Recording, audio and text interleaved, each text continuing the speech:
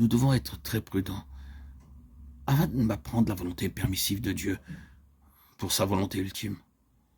Nous ne devons pas dire « Le Seigneur m'a conduit dans cela, donc je dois y rester et je ne dois jamais en sortir ». Prenez bien garde. Vous devez toujours laisser à Dieu les mains libres. Parfois, il ne donnera pas d'explication, il semblera se contredire lui-même de temps à autre. Vous le comprendrez plus tard. Le fait est que vous ne devez jamais rien fixer à Dieu. S'il y a une chose qui est claire dans le livre des Actes, c'est bien celle-là. Dieu ne veut pas être dépendant des idées des hommes concernant ce qu'il doit faire. Cette grande nappe descendant du ciel dans la vision de Pierre est la démonstration que dans le ciel, il y a des choses qui existent et que les hommes ne le permettent pas ici-bas. La vision que peut avoir le ciel est très différente. Pierre a discuté de cette chose avec le Seigneur. Jamais non, Seigneur.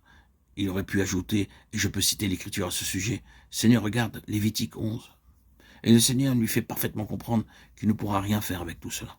La souveraineté exige une route dégagée. Dieu fait toujours ce genre de choses. Il veut que nous soyons dans la position qui lui permette de faire comme il voudrait avec nous, et que nous ne discutions pas. C'est la seule manière de parvenir à la plénitude. Si vous êtes attaché par votre tradition, par votre éducation, par ce qui peut avoir été du Seigneur dans le temps, si vous êtes attaché à cela et que vous dites maintenant ce sera comme c'était au début, il en sera toujours ainsi, vous empêchez de dégager le chemin donnant accès à l'esprit de plénitude. C'est seulement si nous sommes ouverts au Seigneur, sans préjugés, sans fixité, tendant vers le Seigneur, c'est seulement ainsi que nous entrerons dans le plein conseil de Dieu. Voyez-vous, le véritable point de départ et qui permet de garantir la plénitude, c'est que tout soit gouverné par le dessein de Dieu et par la volonté de Dieu, et non par notre besoin ou notre désir. Nous sommes appelés pour sa gloire éternelle, nous sommes appelés selon son dessein. Si nous réduisions seulement l'évangile du salut, la satisfaction de notre besoin, nous allons limiter les choses. Ce qui est grand, ce n'est pas d'être seulement sauvé de la chute, mais d'être sauvé pour revenir vers ceux que nous avions manqué à cause de la chute. C'est une vie qui ne sera pas seulement caractérisée par une certaine manière de vivre, mais par le puissant dessein de Dieu. C'est quand nous voyons cela et quand cela devient une chose dominante, la volonté de Dieu, le dessein de Dieu, et pas mon besoin, ni certainement pas mon désir, que nous sommes alors sur la voie de la plénitude de Dieu. Vous découvrirez ainsi que vous êtes porteur de cette communion du mystère. C'est ainsi que le Seigneur vous saisira. Vous reviendrez constamment vers cela. Nous devons être gouvernés par le dessein éternel et non par ce que nous pensons être nécessaire, ni par ce que nous voudrions faire, même si c'est pour le Seigneur.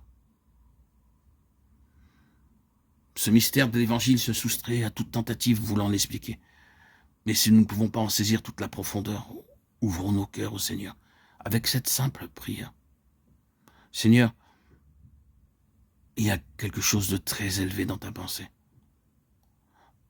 Je vois que c'est quelque chose d'infiniment plus grand que ce pourquoi j'ai cru avoir été sauvé.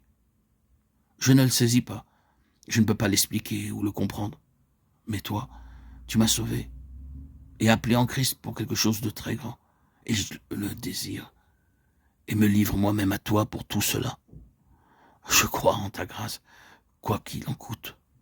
Je crois en ta puissance pour me perfectionner, pour agir et mettre en évidence tout cela.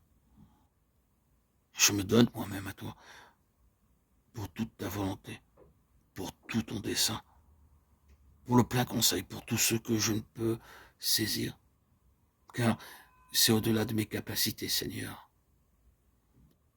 Œuvre en moi, selon ton bon plaisir.